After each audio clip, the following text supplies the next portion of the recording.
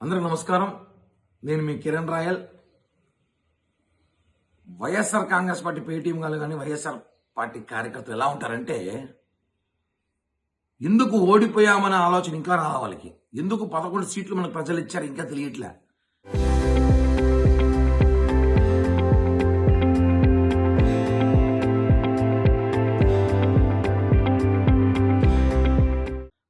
కుల రాజకీయాలు ఎంత నీచమైన కుల రాజకీయాలు దిగజారుతారంటే వాళ్ళు. ఉదాహరణకి నిన్నటి దినం ఒక ప్రెస్ మీట్లో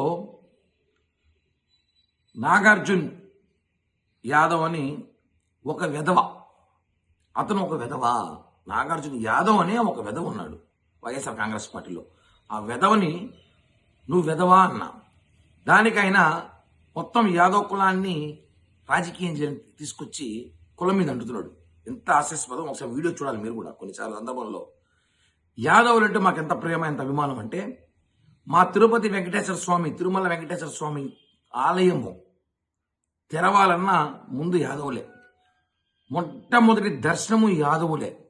మా తిరుపతిలో అత్యధిక ఓట్ల మెజార్టీ బలమైన వర్గం ఉన్నవారు యాదవులే. యాదవులు మాతో ఎప్పుడు నిత్యం కలిసి మెలిసి ఉంటారు. అలాంటి యాదవ సోదరులు ఎలాంటి వాళ్ళు మనందరికీ తెలుసు, ఎలా ప్రేమిస్తారో మనకు తెలుసు. అలాంటి ఈ వెధవ వాళ్ళకే చెప్తున్నాడు, నన్ను వెధవ అని తిట్టినాడు అనేసి. నువ్వు నన్ను ఇప్పుడు రాయల్ రాస్కల్ అన్నావు అంటే మా కులాన్ని మొత్తం రాస్కల్ అన్నట్టేనా? నేను జగన్మోహన్ రెడ్డి గారిని విమర్శించినప్పుడు రెడ్లతో విమర్శించినట్టేనా? అంటే ఒక వ్యక్తిని విమర్శించే కులాన్ని విమర్శించినట్టు కాదు. ఇప్పుడు కూడా కులం పేరుతో విమర్శిస్తే కులం విమర్శించినట్టు.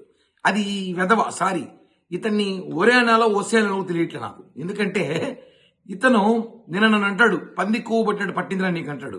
పట్టింది కొవ్వు తీసుకెళ్లి నెయ్యి చేసుకుని కర్ర తీసుకుని తాగే. మీకు నువ్వు కొవ్వుతో నెయ్యి చేయడం అలవాటే కదా, చేసేసే. అంతేగాని నువ్వు మమ్మల్ని రాసుకెళ్ళనొచ్చు, మమ్మల్ని వాడు వీడిని మాట్లాడచ్చు, మా నాయకుల్ని మాట్లాడచ్చు. నిన్ను వెధవా అంటే మాత్రం నువ్వు దాన్ని రాజకీయం చేయాలని చూస్తావు. నీచమైన రాజకీయాలు చేయడం వైసీపీకి తగును అని చెప్పి మరొకసారి రుజువు చేస్తున్నా, చెప్తున్నా కూడా. ముందు నువ్వు నన్ను కోస్తానన్నావు. నన్ను కోసే ముందు నీ ఆధార్ కార్డు పంపించు, నీ జెండర్ టెస్ట్ చేయాలి నేను.